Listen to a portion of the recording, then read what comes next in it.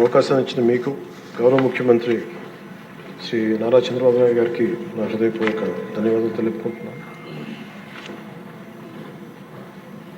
కులాల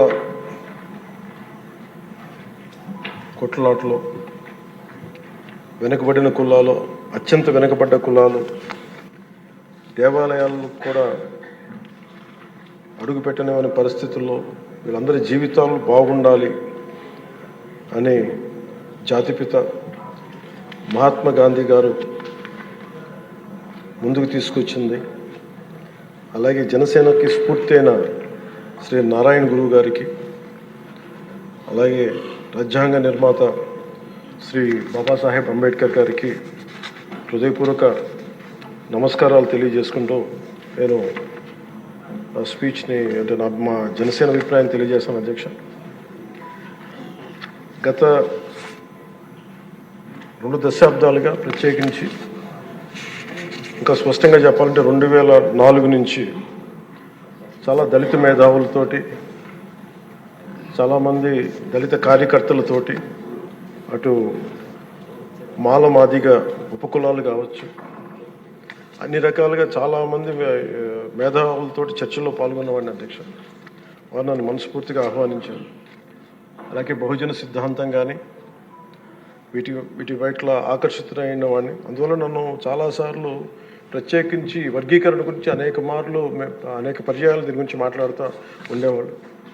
నాకు తెలిసిన అనేక మంది మేధావుల్లో ఒకరు చాలా కీలకమైన వ్యక్తి central university professor Shri Nimmaladinna Sudhakar గారు.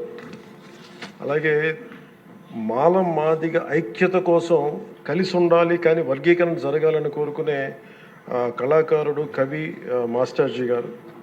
అంటే ఎలాంటి వ్యక్తులను నేను కలుసుకున్నానంటే, ఆయన మాదిగ కులస్తులు అయింది కూడా ఆయన మాలకులానికి చెందిన ఆంధ్రాకి చెందిన మాలకులానికి చెందిన వ్యక్తిని పెళ్లి చేసుకొని మాల మాదిగ ఐక్యత ఉండాలి కానీ వర్గీకరణ జరగాలని ఇలాంటి ఎన్నో ఆర్గ్యుమెంట్స్, ఎన్నో రకాల అభిప్రాయాలు ఉన్నాయి. వీటన్నిటి మధ్యలో మేము ఒక బలంగా దీన్ని తీసుకున్నాం. అధ్యక్ష, ప్రత్యేకించి రిజర్వేషన్స్ కానీ చాలా డిస్కషన్స్ ఉండేవి ఆ టైంలో. ప్రత్యేకించి మన వర్గీకరణ గురించి, అలాగే క్రీమీ లేయర్ గురించి, అలాగే ఇంకా కులం గుర్తింపు లేని కులాలు, బేడా బుడగ జంగాల గురించి, రెల్లి కులస్తుల గురించి అనేక మార్లు చాలా విస్తారమైన చర్చలు ఉన్నాయి. అధ్యక్ష, కానీ ప్రత్యేకించి ముఖ్యంగా అంటే ఉదాహరణకి దళితులు ఎలాంటి గొప్ప మేధావులను కలుసుకున్న నిమ్మలదిన్న సుధాకర్ గారు వారు చెప్పింది, ఆయన స్వతహాగా దళిత కులానికి చెందిన మాల కులస్తులు అయింది కూడా అసలు దళితుల కంటే వెనకబడ్డ యానాదుల కులం గురించి ఆయన రీసెర్చ్ చేసి వారికి నిలబడాలి అని చెప్పి చాలా ముందుకు తీసుకెళ్లే వ్యక్తి. అధ్యక్ష, అలాంటి ఎంతోమంది చాలా ఉన్నతంగా ఆలోచించి నేను దళిత కులస్తులని, దళిత మేధావులతో నేను కలిసి వచ్చిన వాడిని, వారితో నడిచిన వాడిని.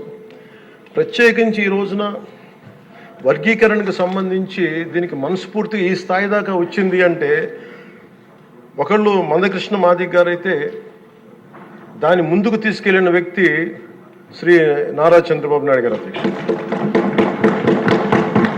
ప్రత్యేకించి మేము హైదరాబాద్ రోడ్ల మీద మేము తిరుగుతున్నప్పుడు మందకృష్ణ మాదిగ గారు అప్పుడు మాదిగ కులానికి వన్నె తెచ్చిన, ఆత్మగౌరవం అనే నినాదం తెచ్చిన మందకృష్ణ మాదిగ గారికి మనస్ఫూర్తిగా నేను వారికి నా ధన్యవాదాలు తెలుపుతున్నాను. అధ్యక్ష, ఎందుకంటే ఒక చిన్నబుచ్చుకునే తనం నుంచి మిగతా కులాలకి ఏమాత్రం సర్నేమ్స్ అని అన్ని కులాలు పెట్టుకుంటాయి, కానీ మాదిగ కులం పెట్టుకోవాలంటే ఇబ్బంది పడే పరిస్థితుల్లో నేను మాదిగాని చెప్పగలిగే గుండె ధైర్యంతో, ఆత్మగౌరవంతో దాన్ని ముందుకు తీసుకెళ్లిన మందకృష్ణ మాదిగ గారిని అసెంబ్లీ సాక్షిగా మనస్ఫూర్తిగా వారిని అభినందిస్తున్నాను. అధ్యక్ష, అలాంటి ఆత్మగౌరవ పోరాటాన్ని ముందుకు తీసుకెళ్లి దాన్ని ఆంధ్రప్రదేశ్ ఉమ్మడి రాష్ట్రంలో ప్రవేశపెట్టిన ఘనత, దాన్ని ముందుకు తీసుకెళ్లిన ఘనత శ్రీ నారా చంద్రబాబు నాయుడు గారికి, మన గౌరవ ముఖ్యమంత్రి గారు దక్కుతుంది. అధ్యక్ష, ఈ రోజున దేశ స్థాయిలో దీన్ని ముందుకు తీసుకెళ్లగలుగుతున్నాం అంటే ప్రధానమంత్రి గారి దృష్టిలో పడిందంటే దానికి నాంది ఆంధ్రప్రదేశ్ నుంచే పడింది. అధ్యక్ష,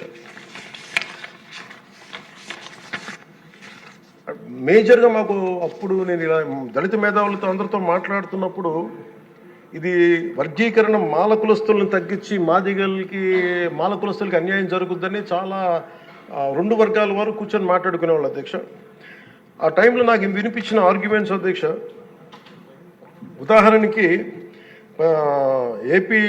ఏపీలో మాల కులస్తులు, మనకి తెలంగాణలో మనకి మాది కులస్తులు ఎక్కువ అధ్యక్ష.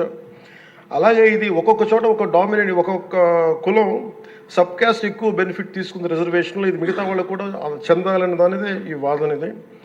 ఉదాహరణకి రాజస్థాన్లో అయితే మేఘవాల్స్, జాటోస్ ఎక్కువ తీసుకుంటారు రిజర్వేషన్లో. భైరవ కులస్తులు కానీ కోలీస్ కానీ దీన్ని తక్కువ శాతం తీసుకుంటారు. ఇక్కడ వాళ్ళు బెనిఫిట్ అవుతారు అధ్యక్ష రాజస్థాన్లో. అలాగే మనకి ఉదాహరణకి పంజాబ్లో అయితే రవిదస్య, ముఖ్యంగా చెప్పాలంటే అక్కడ మన మాదిగ కులస్తులతో సమానం చమార్ కాస్ట్, వాళ్ళు ఎక్కువ బెనిఫిట్ తీసుకుంటారు అధ్యక్ష.